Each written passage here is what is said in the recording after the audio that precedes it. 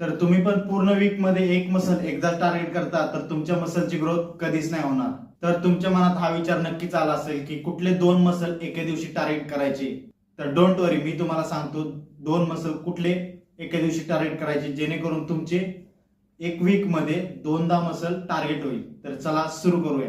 तर जय शिवराय मित्रांनो, आज आहे आपला विंटर आर्क चॅलेंजचा 48वा दिवस. आज वर्कआउट आहे आपला चेस्ट अँड ट्रायसेप. तर चला सुरू करूया. तर सुरुवात केली मी इन्क्लाइंड बेंच प्रेसने. त्याचे 3 सेट मारले 12 ते 15 रेपिटेशनचे स्लो फॉर्म मध्ये. माइंड मसल कनेक्शन मजबूत. त्याच्यानंतर घेतली मी फ्लॅट बेंच प्रेस. त्याचे पण 3 सेट मारले स्लो फॉर्म मध्ये. त्याच्यानंतर chest last set cable fly. मजबूत वर्कआउट. हा वर्कआउट तुम्ही पण फॉलो करा. नक्कीच कमेंट मध्ये सांगा कसा वाटला.